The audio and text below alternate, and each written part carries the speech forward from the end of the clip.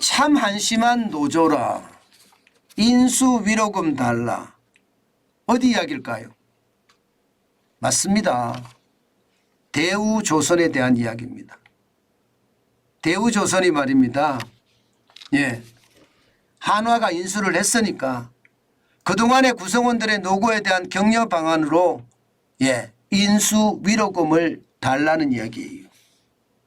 성과급 요구가 아니라는 이야기예요. 그러면서 말입니다. 더 강력한 말도 내뱉고 있습니다. 조합원을 우습게 보다가는 컹커 다친다 하고 협박까지 하고 있습니다. 협박까지. 게다가 말입니다. 이대로 가면 뜨거운 맛을 한번 볼 수도 있다 하는 이야기죠. 지금 실제로 말입니다. 노조에서 하는 이야기를 그대로 제가 옮기면요. 경고를 계속 무시하고 모르쇠로 일관한다면 노사관계는 파국으로 갈 수밖에 없으며 강력한 투쟁도 경험하게 될 것이다. 시작도 하기 전에 족쇄부터 채우는 얄팍한 수법으로 이제부터는 조합원들이 허락하지 않다는 것을 보여주겠다. 이렇게 지금 대우조선 노조는 사측을 협박하고 있어요. 아니 한화가 대우조선을 인수하는데 노조가 뭘 했다고 위로금을 달라는 거죠. 저는 그 위로금 자체가 진짜 웃깁니다. 바로 이런 게 말입니다. 노사 관계에서 상생이라는 단어가 무색하게 만드는 거예요. 일반적으로 말입니다. 이게 성과를 내면 그에 대한 성과급을 주는 것, 이것은 당연한 겁니다. 그러면서 말입니다. 성과가 많아지면 더 많은 성과금을 주는 것, 이것도 당연한 거고요. 그런데 이제 시작도 안 했습니다. 그런데도 불구하고 위로금을 달라고 하니 노조관계가 흩어져도 참 많이 흩어졌다 이렇게 생각을 하죠. 이게 말입니다. 실질이 지배하는 것이 아니라 정치가 지배하는 거예요. 정치가. 그죠? 정치가 지배하니까 인수했다고 위로금까지 달라고 하는 거죠. 실제 사측에서도 말입니다. 그렇게 이야기합니다. 기업을 인수하면서 위로금을 지급한 전례가 없다. 게다가 지금 올해 흑자가 날지 안 날지 장담도 못하는데 어떻게 내가 일시적으로 위로금을 주느냐. 차라리 주식으로 지급하겠다.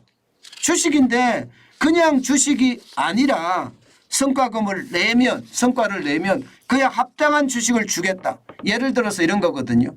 양도 제한 조건부 주식입니다. RSU라는 건데요. 쉽게 말하면 이것은요. 주식으로 받을 수가 있어요.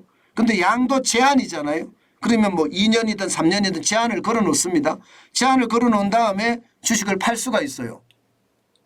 근데 2년이나 3년 동안에 올라온 주식은 그냥 그대로 내가 가져갈 수가 있거든요. 쉽게 말하면 열심히 일해서 주가를 띄우면 그만큼 더 준다는 거예요. 이것보다 합리적인 게 어디 있습니까, 여러분? 그렇지만 노조는요. 이상한 이야기를 해요. 기본적으로 위로금 달라는 이야기고요. 하나그룹이 했으니까 하나그룹 이상에 맞는 이야기를 해달라. 목표 달성지 지급 못 받아들인다. 이런 게 여러분, 이런 게 정치 파업이라는 겁니다. 이런 게 정치 파업이라는 거예요. 이게 말입니다. 노사 관계가 이 평평한 그러니까 평평한 운동장이 되려고 하면요. 노사가 가지고 있는 힘이 균형이 맞아야 돼요. 지금처럼 말입니다. 한쪽에서 일방적으로 주장하는 것 이것을 만약에 받아들여 준다면 대한민국 제조업의 미래가 없다 이렇게 생각을 합니다. 사실 여러분 대우조선해양 보세요. 2021년에 1조 7,547억 원의 적자를 냈습니다. 2022년도 지금 마찬가지입니다. 1조 6,136억 원의 적자를 냈어요. 흑자를 내는 것은 꼴랑 말입니다.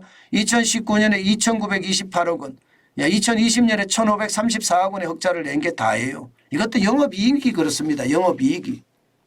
자, 이런 상태라면 여러분 이런 상태라면 하나 입장에서는 어떤 생각을 할까요? 파업을 하든 뭐를 하든 이제 결국은 한 번은 맞닥뜨려야 되는 상황이다. 그렇기 때문에 맞닥뜨릴 수밖에 없을 거예요. 대우조선이요, 이제는 공기업이 아닙니다. 이제는 민영화된 민영기업이에요.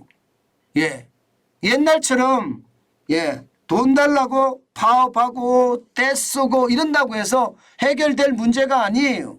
기업은요, 기본적인 목표가 이윤 극대화가 목표예요. 그런데 지금 적자가 1조 6,136억 원이 나는 상태에서 위로금을 줘가면서 지금 할 수 있을까요? 민간 기업의 속성은 절대로 말입니다. 불의와 타협하지는 않습니다. 성과를 내면 성과를 내는 것만큼 주는 것은 당연하게 생각을 하지만 성과를 내지 않고 떼쓰면서 돈을 달라는 것은 아마 불가능할 겁니다.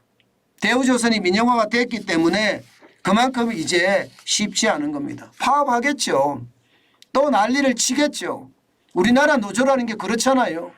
이게 무조건 떼쓰면 되는 거고 법치고 뭐 나발이고 다 상관없는 것 아니겠습니까? 저는 노사 관계가 제대로 정립이 돼야 된다고 생각을 해요. 이게 노사라는 건 그렇잖아요. 기본적으로 생산성이 어떻게 되느냐, 이게 협상의 대상이 돼야 됩니다. 그것이 말입니다, 노사관계의 핵심이에요. 여기에 말입니다, 정치적인 이슈가 들어간다는 것은 저는 말이 안 된다고 생각을 하거든요.